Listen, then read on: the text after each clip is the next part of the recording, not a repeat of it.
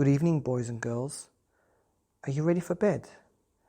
Are you ready for a bedtime story? This is the 100th episode of my Lights Out Bedtime Stories podcast, and so I've gone through the archives and I found the most popular story that I made up off the top of my head for my little girls. Tonight's story is called Girl Escapes Home, and I want you to think about the lessons that she learned at the end of the story. Once upon a time, there was a little girl who lived in a very, very big house, and she was the daughter of a very, very rich family, and she was the only daughter. But her mommy and daddy were very, very cruel and very, very mean. She lived in one of the biggest houses in town, but she felt like she wanted to escape, and that's exactly what she tried to do. One night, when her mommy and daddy were sleeping, she sneaked out from underneath her very heavy blanket, and she put on some warm clothes so she could go out into the dark, cold night. Now, did I tell you that this story happened about 200 years ago, when there was no electricity, no internet, and no telephones or anything like that? So the girl had to find some candles and some matches so that she could find her way outside. Well, she found the candles and she found the matches, and as she walked down the big, long hallway to the big, round staircase, she almost dropped the matches and woke her parents up. "I don't want to wake my parents," she said. "If they catch me, I'll never get out of this terrible big house." You see, one of the reasons why she didn't like to stay there was because the house had about 20 slaves and maids and cooks and cleaners and workers, and the mummy and the daddy were always shouting at them and hitting them and making them do all the work. And the girl, who didn't even do a single day's work in her whole life, felt very, very sorry for these poor people, and she couldn't do anything about it. So she wanted to send a message to her parents, who she was very scared of as well. And then she made up her mind to run away. Standing at the top of the staircase looking down, she didn't really know whether to go back to the room or to run. She took a deep breath, put the candles in a pocket, and tiptoed down the steps as quietly as possible. She came to the big, heavy front door, which was really hard to open. It took her about 20 minutes just to lift the latch. She lifted it up, opened the door, and stood outside in a dark, pitch-black night. It was very quiet and very cold. But when she lit the match, and she held the candle in front of her and put it in the lantern, she was able to see more clearly, and the light shone the path all the way down the road. So she walked down quite quickly, because she was afraid her mummy and daddy would wake up and find her. When she got to the bottom of the road, there was one path going to the right and one going to the left. She didn't know where she was going, so she just said, "This way." And she went left, and she followed the road all the way down to the forest.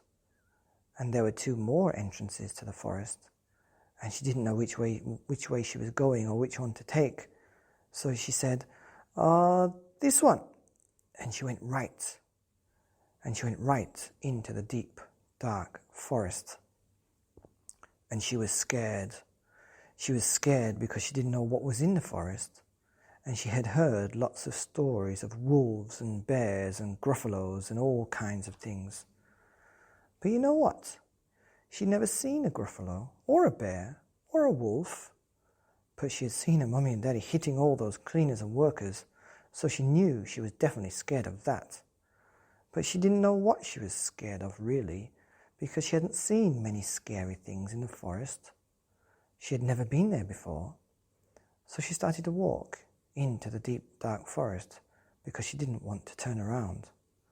And then she started to hear noises, and the noises grew louder and louder, and these noises were of owls and birds and creatures and growls of what seemed to be bears. Now she started to get really worried and really scared, and she didn't know which way she was going, and she started to run, and she ran faster and faster and into the deep, dark forest. And she got to the place where she thought she could see the moon over the top of the trees, but it was lights. And she stopped, and her heart was racing and her blood was pumping, and she couldn't hear the noises anymore.